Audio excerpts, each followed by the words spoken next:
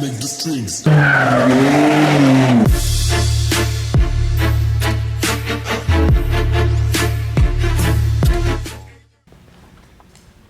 What's up, guys? So I gotta move this Mustang out of here today. We are gonna be working on another drift car. One of the I don't know how many drift cars I actually need, but I think currently right now 1, 2, the BMW, and then the Integra, like the Integra 240SX, like the nitrous one I did like the beginning of kind of last year. I am gonna be pulling in the BMW, the E46. And check this out. Guess what's in the box. You guys didn't really have a chance to guess, but these are some super simple like angle adapters. And basically, what happens is this bolts onto the knuckle. Like this goes underneath, like the actual ball joint that connects to the knuckle, and then this goes out to the end where your tie rod end would typically pick up, like the pickup point for the tie rod end, and it moves it in right here. So it changes the Ackerman.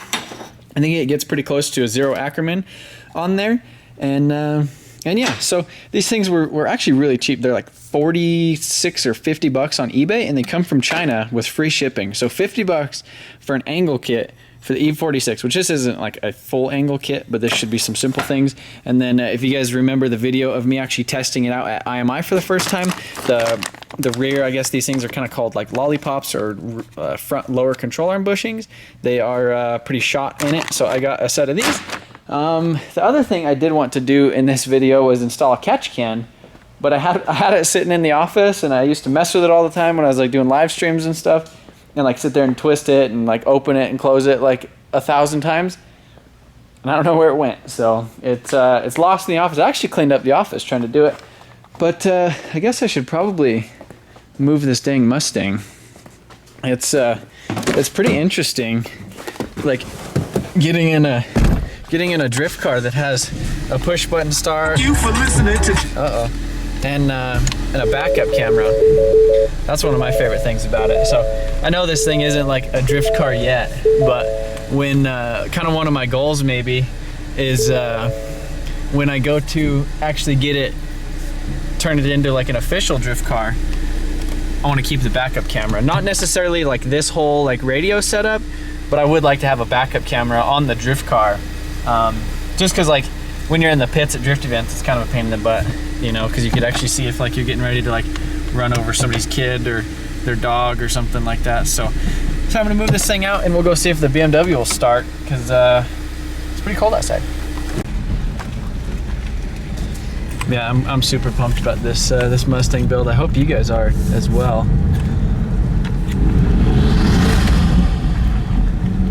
Should probably let it warm up before I start beating on this thing. I do want to do some donuts in this thing before it gets too cold out. I don't know how cold it is. I think it's gonna be. I think it's like 20 degrees right now. Yeah, this Mustang's so funny. All right, BMW time. All right, so I found the key to the BMW. It is like super freaking cold out here. I wasn't gonna look on my phone. I don't want to look on my phone because it's too damn cold. But yeah, let's see if this BMW will start, because that would be awesome. I never disconnected the battery, so maybe it'll start. Please, hopefully I didn't disconnect the battery. Okay, all right. Let's see what happens. Oh, look at that. Here we are. -40, see? -40 cold start. That's where we're at. Let's turn that off. All right. Pull in the shop.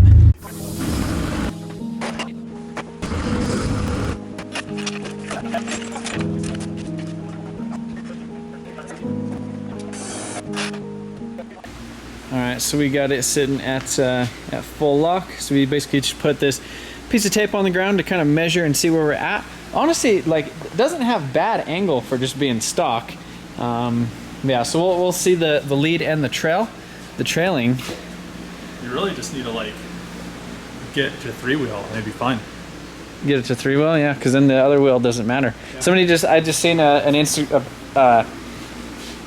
picture of my S14 on Instagram that somebody tagged me in. There's like a photographer out there, and he posted a picture on his Instagram, tagged me in it, So if you guys want to go check out and creep on the Instagram, it's at Motion Auto TV. But this guy was three-wheeling out there at Winter Jam. A tow hook? Yeah. Oh. It looks like a China one. Yeah. It looks pretty cheap, but yeah. Anyhow, I guess we're gonna get to installing these guys.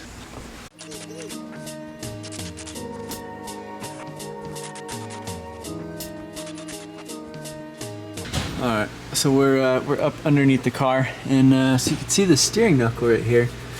There's the bottom, and then there's where the tie rod picks up. So basically what you do is you stick this in between there and then bolt it to the pickup point right there, and then you change the tie rod pickup point to right here where my little green glove is sticking. So pretty simple, pretty straightforward. So I guess I'm gonna just go ahead and get her done. Should be pretty simple though. If this works, this is gonna be the best $50 I've ever spent. Probably, well, maybe not, but oh, and also these little lollipop things. If you look back right here, I know we got lights just shining everywhere, but if you look at those right there, you can't really see it a lot, but when it's actually like driving and you hit the brakes, literally the wheel just like slides forward and back. It looks pretty sketchy.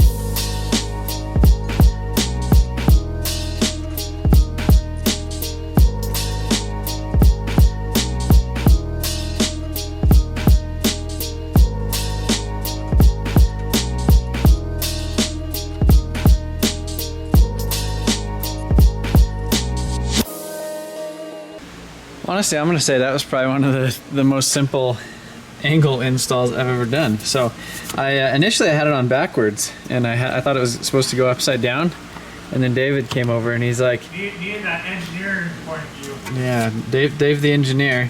And so he came over and he's like, what if you flipped it over? And so I flipped it over, and here we are. So literally, I almost think you could probably do this at the track in less than 10 minutes. So if you thought this was sketchy and you didn't want to drive around on it all the time, and then do like a quick little alignment. The alignment would probably take you the longest. So the other thing I'm gonna do is do these rear lower control arm bushings and get rid of some of that slop. And then other than that, throw it on the ground, do a quick alignment. And these, I gotta swap these out. Gotta put some tires on the rear, because these guys, they had some little bit of fun with them after I got back from the drift event and ended up killing them in the parking lot. And so yeah, I got these tires right here. I had some pretty cheap Century tires. If you guys are ever wondering, I pretty much order as many of my tires as I can off of Discount Tire Direct or off of eBay from Discount Tire Direct. A couple times a year they normally do a promotion. A lot of times on eBay, Discount Tire Direct will do, if you spend $500, you'll get $100 off.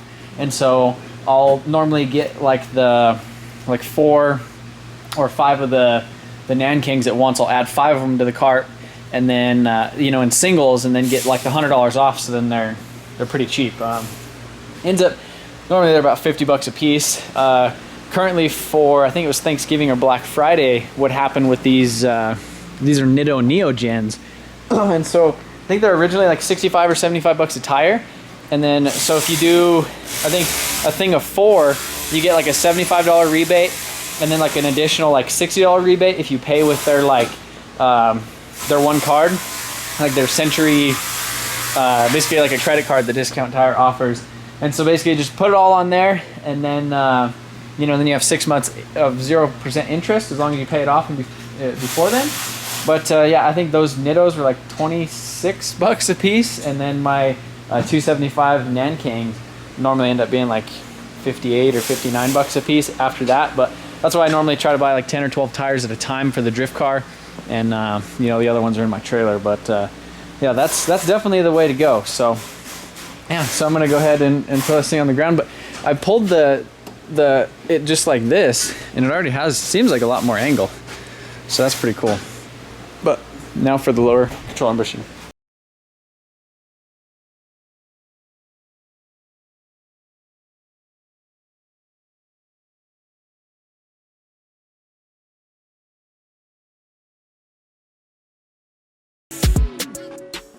Alright guys, so the new rear control, or the front lower control arm bushings are in, and yeah, so I think pretty much all I need to do is lower this thing down and change some tires on it. Well, actually a quick alignment too, and we'll be ready for a rip.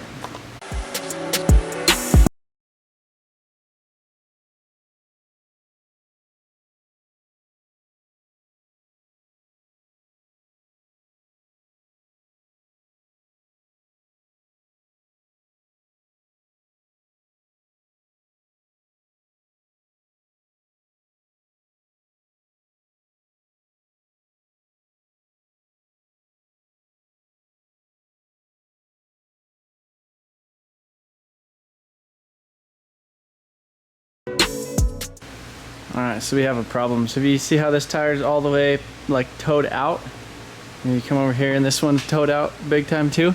So yeah, since this pickup is shortened so much and moved in, it's just we just don't have that much room on the tie rod. And you can see right there, I have more threads, but it's all the way bottomed out like inside the thing. So I could probably cut it a little bit, but like pull it off and then cut the end of the rod off to make it a little bit shorter. But I'm not sure if that would be, see how far that is? I mean, it would take quite a bit, almost like at least a half an inch on each side, I would say, almost an inch more to like get it to where it's supposed to be. So I don't know, maybe there's like something else off of like a different BMW that would make it shorter, like some other tie rods. I'm gonna do some Googling real quick. I know for a lot of like the higher end kits, they actually come with their own you know, tie rod end links and stuff like that. But you know, obviously this is just like a $40-some thing, and there's like no instructions, and I didn't really even like Google it to see if anybody else did it. I just seen them on eBay and I was like, all right, let's do it. So hopefully we don't have to wait till tomorrow.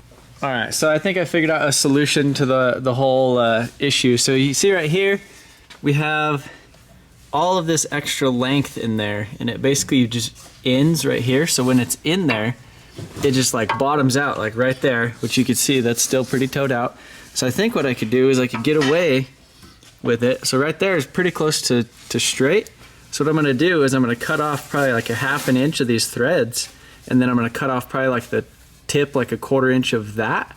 And then I'm not gonna use that little crush sleeve. I'm just gonna use this to basically lock it on there instead of having the little deal where it actually like crushes it. So I basically get rid of that spacer, and it could go further out over here, and I think that'll give me the proper adjustment I need. So I'm gonna go ahead and cut that.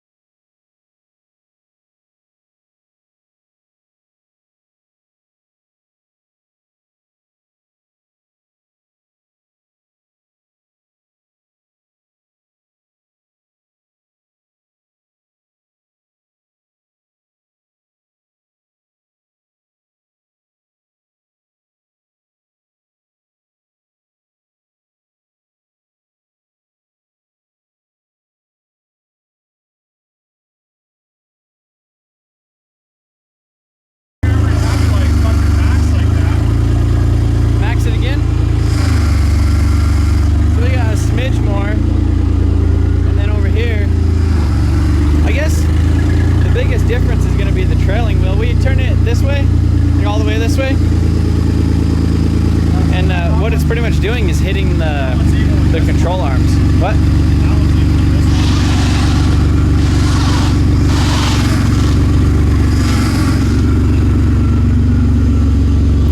Yeah, I just changed the Ackerman a lot. That's pretty much all it did. So it hits the lower control arm is what it does. Yeah.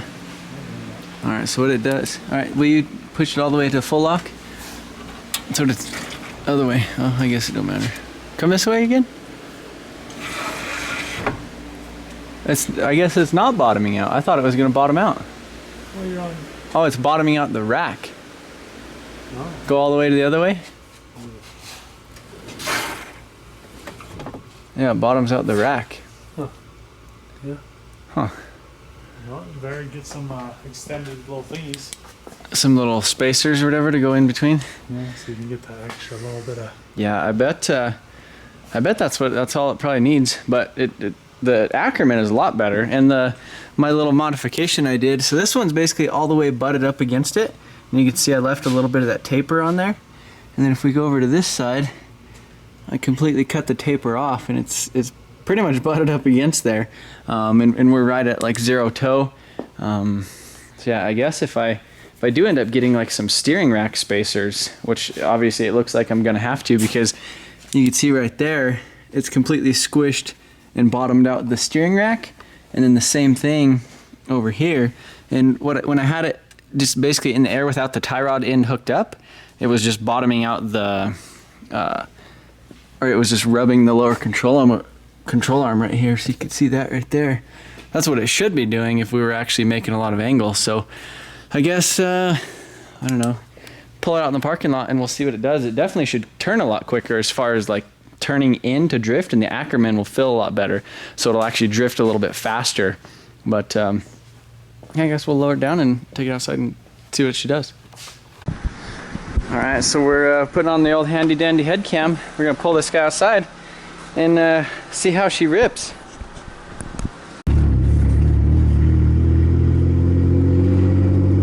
Forgot about traction control.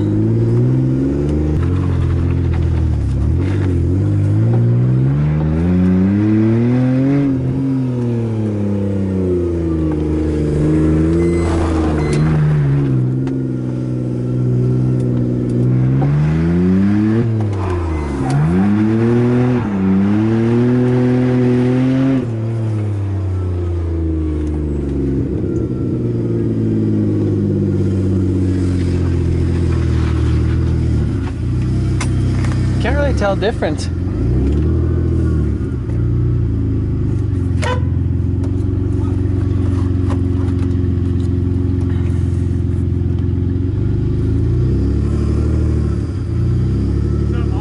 No, it's mine.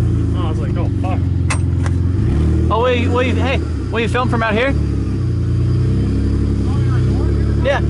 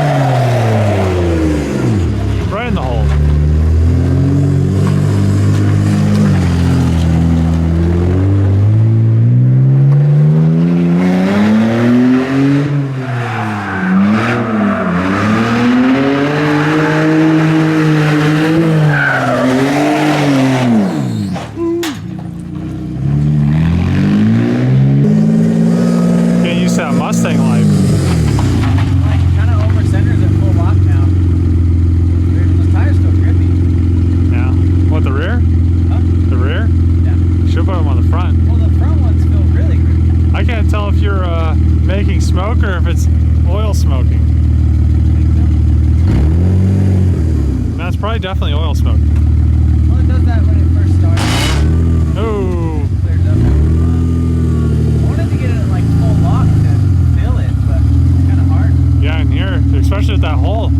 Yeah, you can almost go like backwards through the center right there if it wasn't for that hole. You could, we just need to get like 10 bags of concrete. It'd be like $100. Actually, it'd be like $50. I think they're $5 a bag. Yeah, I bet if I aired up the rear tires, it would feel a lot. It just feels kind of grippy right now. And it's kind of sketchy. I don't know. I'm gonna do like one more.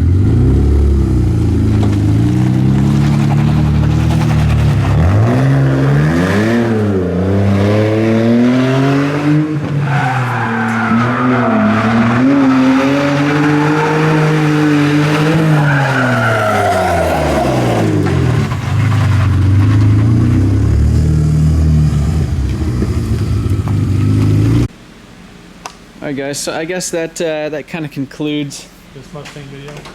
not the Mustang video, but You almost killed that trailer.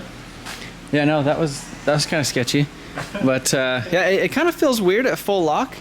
So I guess I'm not 100% sure if this is like a good or a bad. The rear tires, those Neogens I have on the back, those things feel really, really grippy. So I might move those to the front because they just, I mean, they are at 30 psi, whereas I was drifting like the tires that I had on here, I was drifting them at like, I think it was 80 psi, pretty much as I could get them up to. But yeah, this little thrash car is definitely a lot of fun with the, you know, the bride seat and the handbrake extension, and a welded diff, coils, and one adjustable suspension arm, and now the little angle thing. So it's almost turning into a decent drift car. That definitely feels a lot better in the front with the new lower control arm bushings. But I don't know. You guys will have to let me know what you think about this thing. Be sure to, if you like this video, give it a thumbs up. That definitely helps with the, you know, the whole YouTube logarithm thing. But yeah, so I need help, I guess, kind of justifying this car. We are kind of planning another, like a thrash car day here within the next couple weeks. So look forward to a couple things happening with this thing, and hopefully, you know, rub it on some people. And that was the whole purpose of this whole car. I don't want to turn it into like a Pro-Am car, or like even like a local tandem car. All I want it to do is just, I don't want to put a cage in it. I just want to go thrash with friends with other cheap cars. So the other thing I thought about was letting Jamie kind of learn in this car. You know, if she's kind of mentioned wanting to drive it, and you know, kind of jokingly, I don't know if she would actually seriously want to get into drifting. You know, in that case, I missed out today. There was a stacker trailer and a thing on the auction that sold really cheap, but I couldn't do it. But yeah, so I guess again, that's gonna be it for this video. Thank you guys for watching, and I'll catch you guys shortly with some either some Super things or some Mustang things. Maybe some more BMW things. What about Junkyard Dave things? Floors. No, they're done. Dave's been sanding those floors. So They're close. yeah, if you guys want to see like 10 videos, go check out Junkyard Dave's channel. Is that what I told him? He needs to change his name on the YouTubes to Junkyard Dave instead of Road Bash TV. So I don't know. If you guys want to learn how to sand hardwood floors, Dave will teach you. See you later. Teach you how to grease things too.